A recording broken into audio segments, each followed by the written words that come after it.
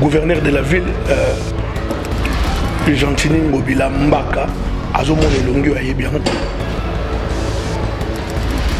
Ville, province de Kinshasa, ils ont une insécurité à 1000%. Le général Kassoum, il doit se mettre debout dans le travail à ville, province de Kinshasa pour la sécurité. Namonga Fula, Batu Baolalati, Bao côté la Batu, Bayena Ndaku Nabino Babukimir, Baboumi Batu. Yebsan de Timothée les Noirs, Ngaïna Yebisiye, Azong la archive, il y a présent, il y a 2019, tant où a passé na pouvoir. Azong la archive, a Oyo Kake, présent, il y a Moua Lobike, Kumba et Bandi. Bonjour et bienvenue sur votre chaîne Vision Plus Télévision. Matoni Nabino Nyon Soboju Libakou Malam Makolanda Biso de partout dans le monde. Bolanda Biso en Afrique, na pays Nabiso en direct à la République démocratique du Congo, mais aussi na Mikili à Poto, Asie, pourquoi pas aux États-Unis. Na tombé Mino Boyi Bola mon espace Nabiso à to Lobela Ramasolo ya politique, ya Moka Nabiso République démocratique du Congo. Lokola vous le savez depuis un certain temps, insécurité, moi Makambo Belé, Ezo Tambola moi bien té na Mboka Nabiso, et aujourd'hui nous avons préféré parler de cela, de l'insécurité où ils ont battre son plein à ville province à Kinshasa et pourquoi pas en République démocratique du Congo. Lelo une fois de plus pour Nabino, tozune de Nabino au bolinga mingi bolinga makanisi na e pour tout le bela moi mingi makamwango au Italie sécurité il y a personne paie bien. Namboka Nabiso République démocratique du Congo na yango na pesi déjà mbote ndeko matone kimbango. Mbote ndeko. Boni. Kimia muke. Toujours le Bélélo, l'insécurité dans la ville, province à Kinshasa. Qu'est-ce que vous avez remarqué d'abord personnellement avant tout côté de Mozimbo? Matondo, la ville, province à Kinshasa, et na Congo, à ciel ouvert, que sécurité pendezate, na batu, na bilo na bang. Mais ezo bimaloko la neti peuple azali abandonné. Peuple azali ko subir sort na emoko comme si azana ba kambité to azana ba dirigeanté. Alors c'est un danger. Comprendre. Donc yango biso tozali ba lobeli ya peuple, tozali babundi ou babundeli makambo nyonso mabe o elega na miso na biso bi tozomona. Il faut kanisa, faut betambela, faut lobela. Baoui bazali la compétence, il y a au salaire, tout le monde mi be, quand tout le monde décision, baoui bagé toujours mona, plutôt betambela. Pour lobby, balo bateke, tout y bisa banté. Pour bangunde mutu baoui ba responsable, et ma béni surtout ça mana Kinshasa, puis ça mana Congo. Pour bazaba kambi. Donc il y a un autre bêta de Ambela. Ok, personnellement, il y a un bino pour Nabino Moko, bandeko ba combattant, le loboye na Kinshasa, bozoni na Mboka Nabino. Vous vous sentez menacé, vous vous sentez stigmatisé par rapport à Makamouan. Est-ce que la sécurité Nabino peut assurer pour me sentir bien vraiment? Na yebité, ceux qui kaka sécurité n'a pas de compter. Moi je vois que ce n'est pas seulement moi, parce que nazomo na population ndenge bazo subir ndenge ba sentir insécurité wana donc ngapi nazo faire partir la population wana parce que nazo émanation ya peuple wana donc soko la majorité ou bien grande partie de la population bazo souffrir na bonga ngaza nga ilomo nga sengleto comprendre pour nga ça ne compte pas comprendre mais pour na ebelé.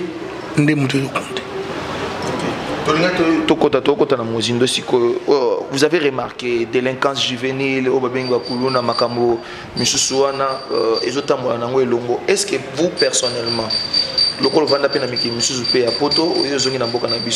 qu'est-ce que vous proposez comme solution? Parce que dénoncer les amalamu, mais solution aux proposés les lots déjà pour commencer déjà à parler à cette situation.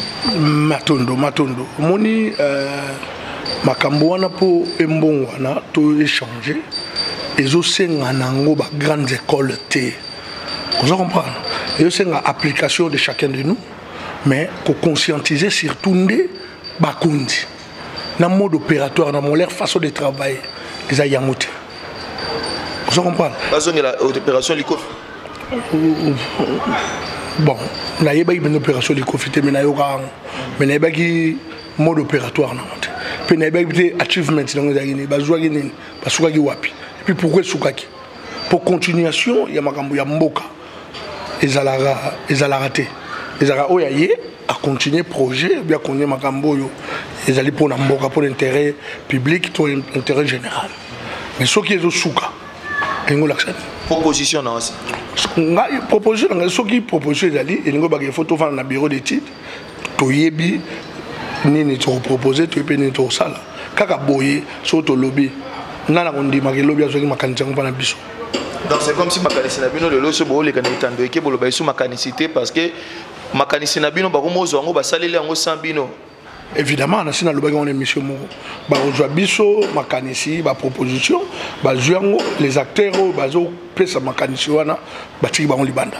Donc moi mais o tozomona ke peuple aza nabokamba maité et l'autre loba peuple aza dirigé. Vous comprenez? Parce que dans tous les coins de la ville de Kinshasa, surtout comme 18h, 18h30, 19h, banditisme est comme opérationnel. Monsieur Oudunamoyi, au moins la voiture, les oleka, et botoli moutou sac. Voiture on est qui? Nous parlons pas aussi des motos. Moto contre l'obati. Est-ce que vous comprenez? Bon, parlons des motos. Au moment où il y a une ville à la province de Kinshasa, je ne sais pas. Là, je m'adresse directement au gouverneur. Avec tous les respects, le gouverneur de la ville, Gentini Ngobila Mbaka, Azomone Longyo Ayebian, ville, province de Kinshasa, ils ont une insécurité à 1000%. Il doit se mettre debout au travail pour la sécurité. Le général Kassoum, il doit se mettre debout dans le travail à ville, province de Kinshasa pour la sécurité. Et puis, quand on a le banc, on a boy, on a une colère. Pour la comment tu dans la ville à Kinshasa, tu parles de moto. La moto, tout ça, entre guillemets, soit disant transport, baza répertorié, baza na ba numéro, non plus baza na ba matriculation. Et puis, bah, ça la voyoutisme, na banditisme, na ba vol, la ville province de Kinshasa. Ce qu'on va rejoindre, bilo konyo surtout wana na mukili ndenge za lelo e go salema te tant ba otika yango ezala bongo soki ba osala lote c'est que ba complice général Mayela lobby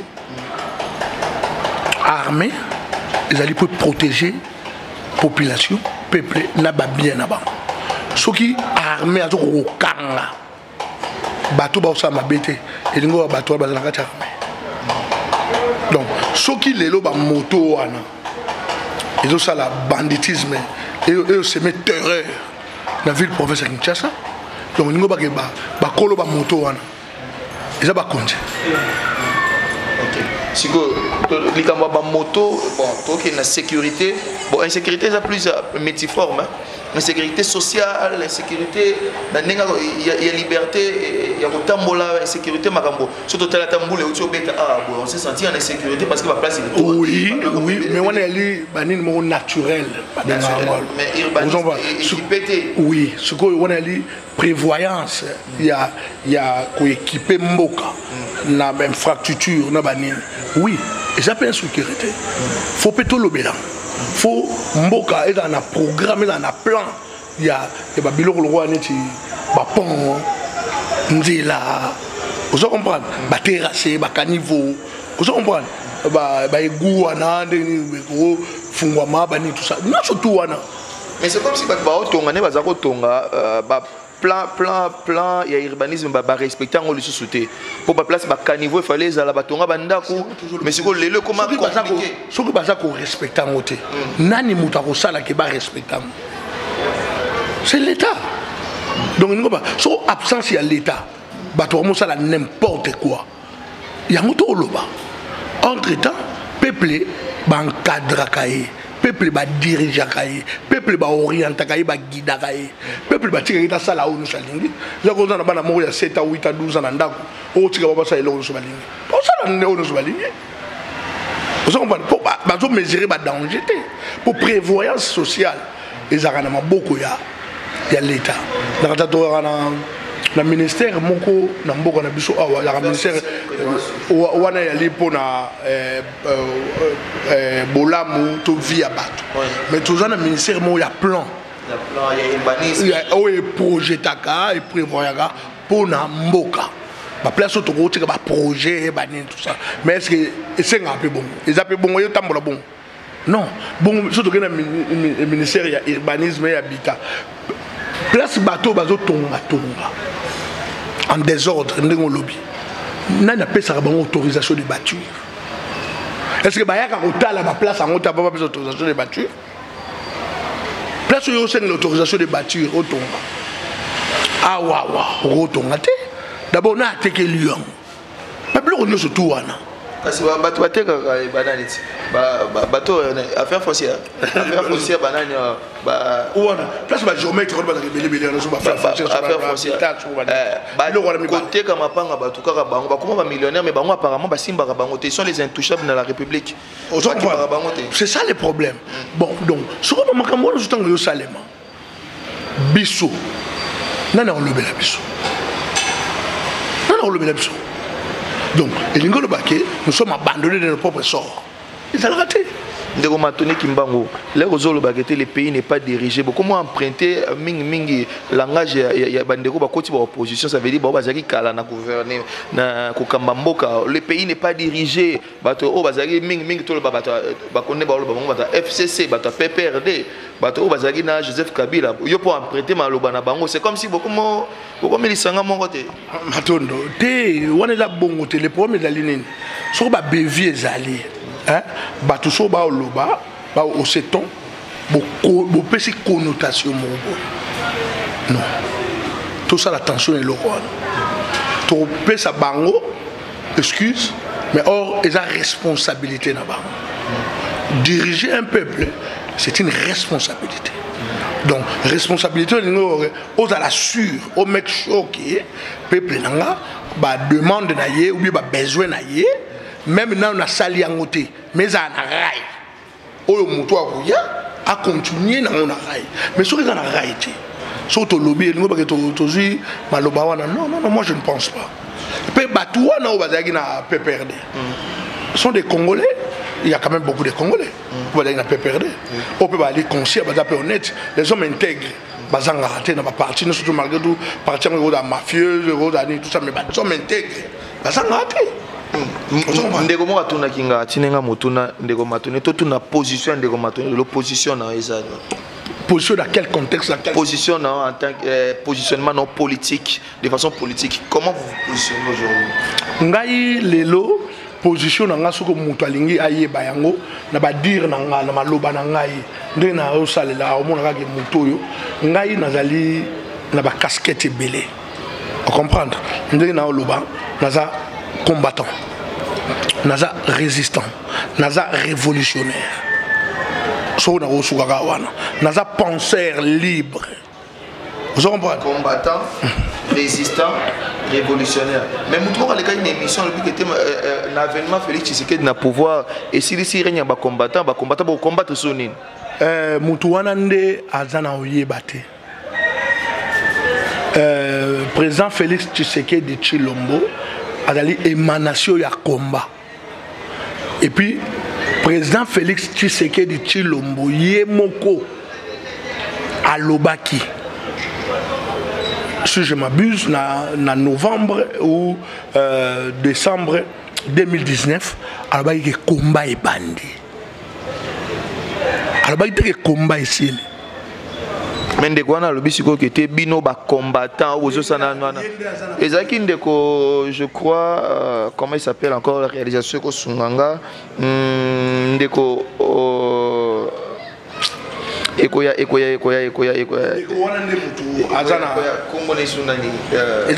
c'est pas grave.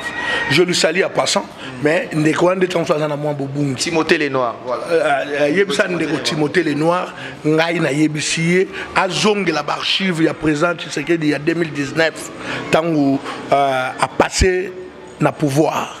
Azonge la archive wana a oyoka ke présent c'est que ye mwa lobi ke komba e bandi. Combien bandit? Et puis toi on a un morceau dur. Et on montre le bail que tout ça la mutation à combat. Donc combat continuation. Mais Congolais n'y surtout de partout place à Zali. Aïe bagala na combat. Comment bowling a bolong la combat na mito ba Congolais? Parce que tu as toujours convoité. Hein? Surtout tu as convoité. Est-ce que combien c'est pour-il le Congo ba tu vas kufa? Ti le bazo boma bato, ti le ba vola ba minéraux au Salem. Hein? Tala état Congo ezanango.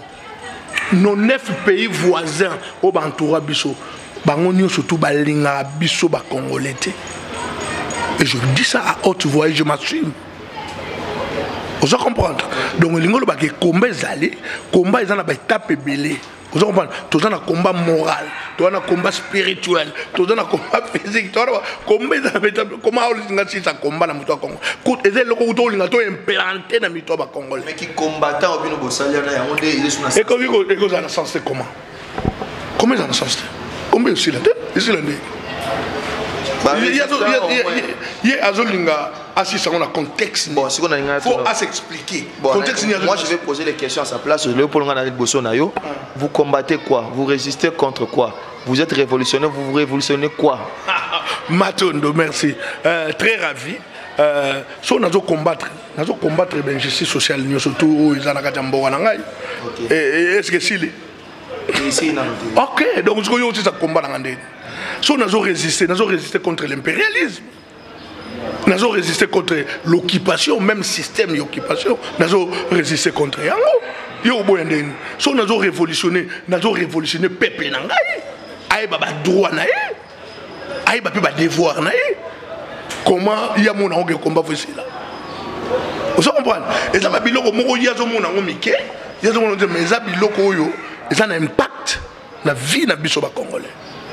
Vous comprenez? Ce n'est pas parce que avant il y a des gens qui ont touché, qui sont concernés, qui ont été combat. Combat il y a des combat nini. Et pas aussi ça par rapport à quoi? Le pouvoir nini. Il y a des gens qui sont congolais pour y a Monique et président Félix Aleki. Mais président Félix a une émanation à combat dans biso. Vous comprenez? Donc, dans ce sens. Deuxième point, il y a un gouvernement par rapport à la sécurité. Et nous,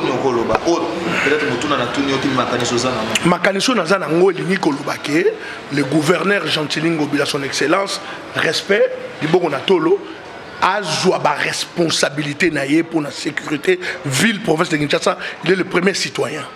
Donc, il faut la sécuriser. Bissonio surtout plutôt la sécuriser.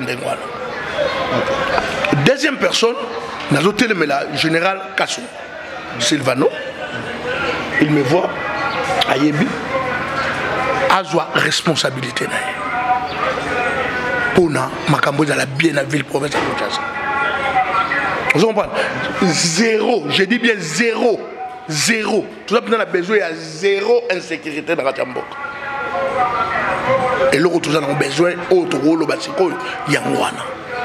Donc, surtout tous ces petits bandits, voyous, koulouna, moto, voiture, qui banditisme, fait comme à zéro dans la ville province de Kinshasa. Moutou a tambola dans là, moutou a là moutou a là, moutou a sûr que azala mboka na ye, même pas paya. Baye ba ke bazala na Kinshasa, baza à l'aise. Ndenge na yebisa ki o mokosu de mission na baye ke au mona na poto au mona mwana otambo na 2h du matin, 3h du matin, azana iPhone na 12, baza à l'aise. Pour yebike bo sale loti sécurité za. Vous comprenez? Et bandaka na mukolo monté. Mais il y avait un programme pour conscientiser le peuple, pour établir misala bateau ba ibosa misala ba oh wana sécurité bazali bazana rai bana nzela ba osala misala mutu a sali abuki mibeko ba poina. C'est comme ça les faisans. Moi ni le bango moké par rapport à les comme la de Coco Madera. Ezaki accident ou ezaki tentative moko boye mais il y a connu Matondo, je la salue en passant, Madera, Coco Madera, l'établissement Malam, place aux Zali, na Konzali, mais ngana solo la ranaye, na tongo nango. So makamone sa magi lundi, mardi nango na solo la inaye. Yé moral ba inanga ke zali accident. Abagi mutuka et touti clôture ya lopango mususu et kuila ki. Ndeba degawana et salemaki.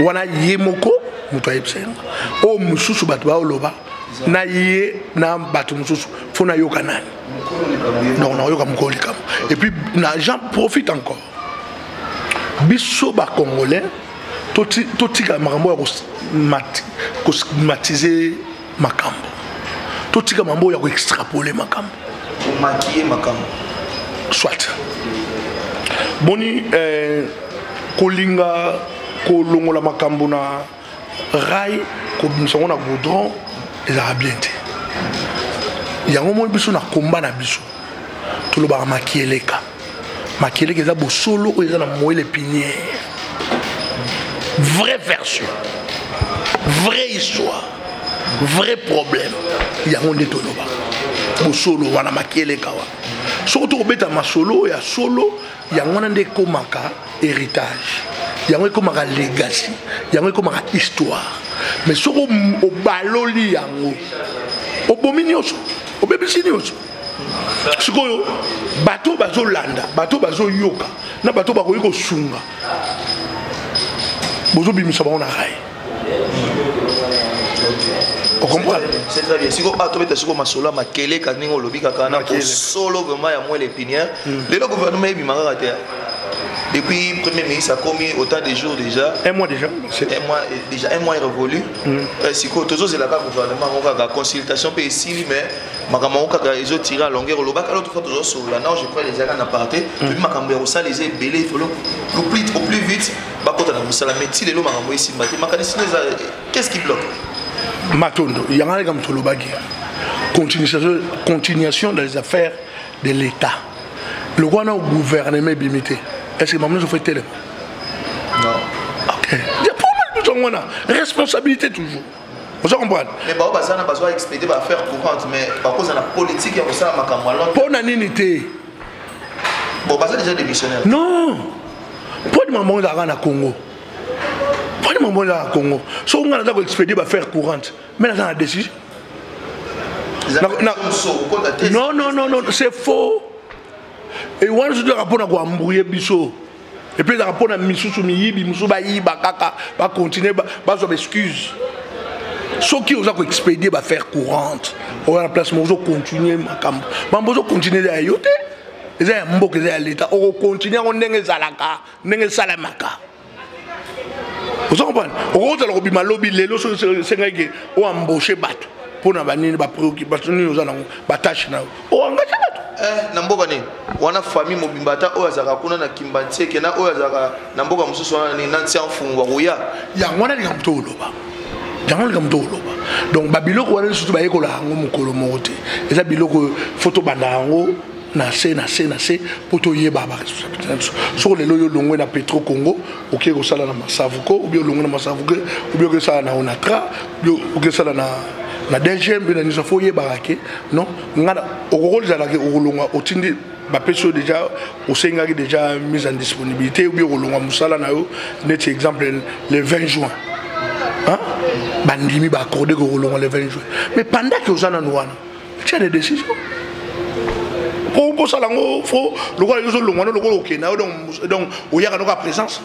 qu'est-ce qui bloque la sortie du gouvernement? Il paraîtrait que le poste est ministère des Obos. Le paraîtrait. politique on bino kota apotere pas na bango kuna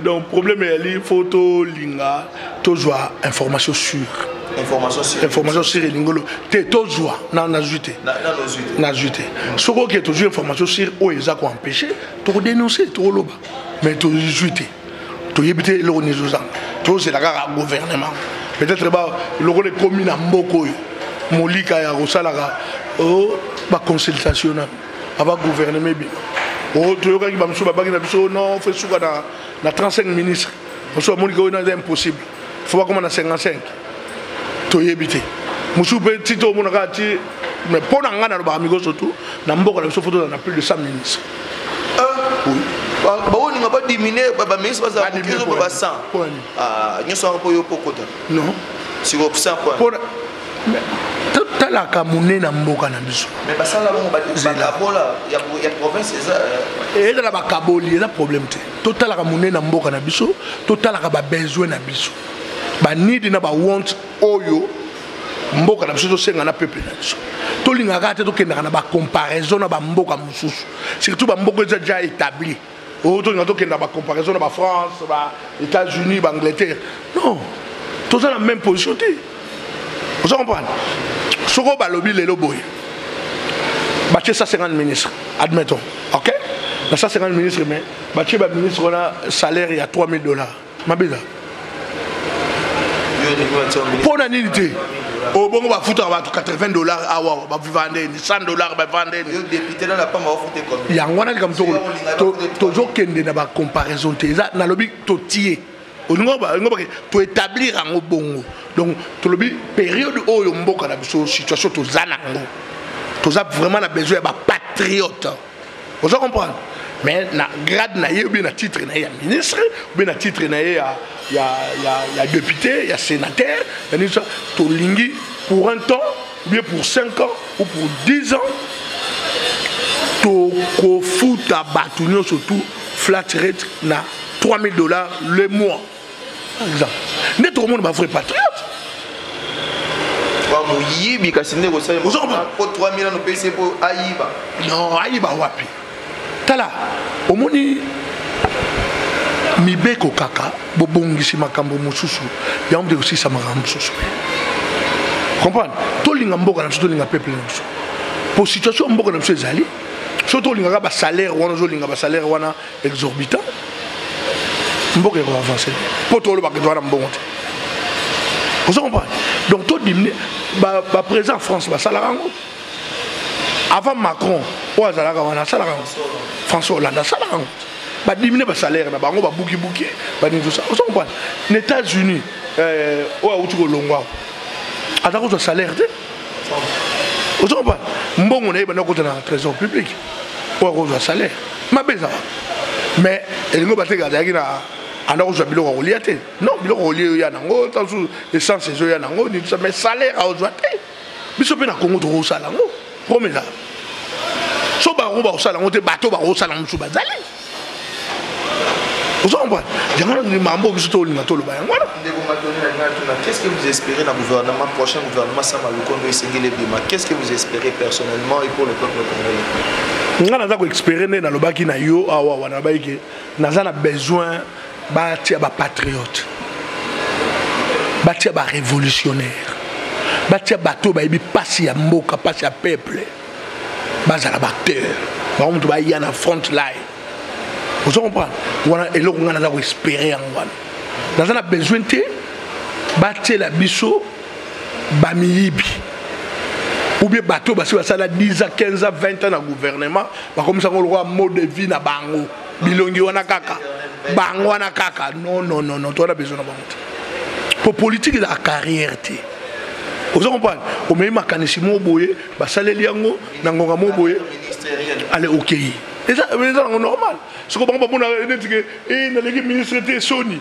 et na sala mais sala ka ministre excellence non et ça place à mutuno za roya a contribuer mwanda muné a longwe a tigiri batu musu ba continuer et ça mboke tambola bon vous comprenez ndeng esprit wana to linga ekota la mboka na bisope vous comprenez tous dans un pays de plus de 80 millions d'habitants tous ça na 100 personnes monter comme longo comme des zonga ba kombo comme des zonga non pourquoi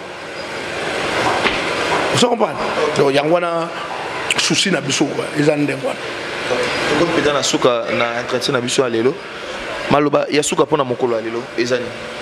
Maloba ya suka pona mokolo alelo lokola sujet na biso ezalaki ya insécurité, ezali que en tout cas toujours senga na bakondi ni balé on atangi o balali ba ngongolo ya mboka ya Kinshasa ba meka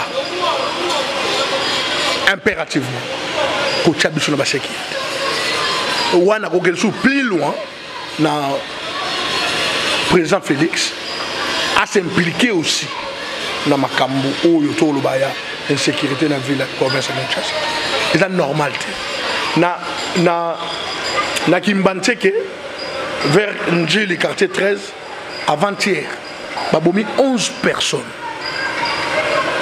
11 personnes. C'est normal na monga fula batu ba olala ti ba okote la batu ba yena ndaku na bino babuki mir babomi batu. C'est la normalité. Tout ça, la ville à Kinshasa. Vous comprenez? Si on a vu la Kinshasa, c'est tous à la bouille. Et ailleurs. Est-ce que vous comprenez? Donc, il y a un donc, Biloko Wana, il y a toujours dénoncé haut et fort. Il y a toujours une implication, il y a tout Congolais. Dans tous les coins, il y a que dénoncer. On est au monde à Mabé. Pour. Au monde, na bapoto, la personne exemple on a vu na Danemark, déjà parmi les pays riches du monde. Sur le temps bon là, comment on a mutu la police? Mais sur le au Salimbeba, on doit comprendre que non, la police est bazalaka, que mitu quand on peut zalaka. Seconde, oui, bah vous n'avez pas bengi été. Oui, bah, on a besoin de information. Mais, bah, vous comprenez? Talaka, premier ministre, bon, ministre, bon, attends, on a pas vélo. À quel point on doit aller dans la classe? Pour sûr, dans Mboka, na sûr, la sécurité, na bango. Pourquoi pas bisou? Attends, comment on voit bango l'éloté? Mais tout bandate. Il faut tout bandate quelque part. On se comprend. Il y a des gens qui ont les canaux phare ou les canaux sécurisés, mais bateau dans les phare. Bah, vous vivez. On se comprend. Il y a des garde dans le pan. Oui. Bon, bateau dans la garde. Est-ce que faut me tourner la question? Yolé. Est-ce que les voisins ne peuvent pas aller? Est-ce que les voisins ne peuvent pas aller en sécurité? La question faut me tourner. Il y a un amigo les gars qui na WhatsApp nanga, na Facebook nanga, na zo comme mbokele, moi na chebilo wa olia. Mais les messages derrière bilo wa olia, ba doit comprendre monter. Dans le biga qui te zolia kana kim, au CP là. Ya bangonde ba okanta bon. Mais ba doit comprendre, ba capter message. Message zaki ni capter ainsi. Mais message zali ngaso na le biloko wana. Au moins, tu as biloko na le mona neve na ngalangote. Moi na ngalangote. Boka bola pété, boka badi. Kasi poza, au moins biloko mona balema na nzunga mukebo. Est-ce que tu comprends? Balami biloko mona nzunga mukebo. Au moins liboka ngoma lemba ila boy. 2000 francs. Mais so baso mi fufa 2000 francs. Ba to trop ba roliam. Mais liboka ma lemba wana. Au moins yo mum to liam. On se comprend le message. Toujours bamboke lengi mais même kolia o ezaki moyenne zéro na bato na Kinshasa. Est-ce que tu comprends? Message en wana même kolia na Congo o ezali besoin ya concitoyen nyos pour na vie ya moto kolia kolata soins médicaux transport kotanga hein ezali biloko oyoyo de tous les jours faut mutu azalaka na yango pe mutu oyo esengeli apesa biso yango eza l'état Et après que tu beg, tu bonde là, tu senga, non. Et ça, donc, pour le bateau, il faut que ça primordial. Donc, tout le bateau est pour tous donner des leçons, mais toujours le bateau qu'on remind, qu'on rappelle Kakabat. Ok, bon outil. Kolia, mon soir la mouna tongo faille déjà que liba fait la dérisoire. Comme elle a dit.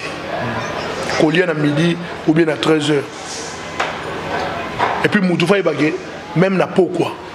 Non, il faut aller à repas léger. Il y a sûr. Et ça peut être garanti. Mais ça, c'est comme on dit, pour Natolia, photo bunda, ou bien photo yiba, ou bien photo bomana, photo yinana. Ma famille belé, beaucoup de monsieur comme et kabouani, les cologas, il y a foufou, les cologas liba. Ma famille belé, mouta rota la moutouté, soit lipa neye, nani na mateka na ya, ninga melatine, netiki batufa kangama na bango. Mais c'est ni pe bongo. Oh non, il y a un obstacle qui va aller l'obstacle. To moni pe bande comme ça, bomi bande ko na bango. Ko la fufu. Ali ya fufu na ye. Abambi ndeko nenzete. Ndeko na kufi. Po ali ya fufu. Est-ce que ça là ba pas céder mabata? Donc yangwana et cause a bongote. Toujours ganga très fort que et cause a bongote. Ok, merci beaucoup. On attend ici. Malassima, conférence de presse canadienne. Lobby. Lobby, oui. On parle de quoi? Tu parles d'un mouvement Nabiso Bolima Mabele. Bolima Mabele. Donc, ils ont déjà lobby. J'espère que nous allons couvrir l'événement. Tokutani Malassima avec le même plaisir. Matondonga, on a remercié Bino. On a en tout cas tout relayé ou tout passé souci, passer Nabiso, na Bakambi Nabiso, Baïbagé, tout en passé. Ok, ça va. Merci beaucoup. Balandi bino so bolandi biso o ki makanisi ndeko matone kimbaku. Alobi esengeli mutu nyonso alera azolongo epa na ye atamboli na nzela azala garantie ka kozonga epa na ye pe alala na kimia. Wana eza musala mbola matadi, eza musala président de la République, eza musala gouverneur, eza mokonzi ya la police, et eza pe musala ya moto afar DC, eza pe musala ya yo nanga esengeli to sala yango de façon que to assurer population biso to za population sécurité na biso moko. La sécurité ndenge moko la police ya biso c'est la sécurité c'est l'affaire de tout le monde. Vraiment, je crois que c'est avec le même plaisir que je vous retrouve très prochainement. D'ici là, partagez, likez, pourquoi pas vos commentaires et vos suggestions sont toujours la bienvenue. Au lieu de contacter biso numéro zo les canaux na bande passante, benga biso pour la publicité, pour la promotion et logo na yo, et vous avez toujours la bienvenue. D'ici là, portez-vous bien. Ciao.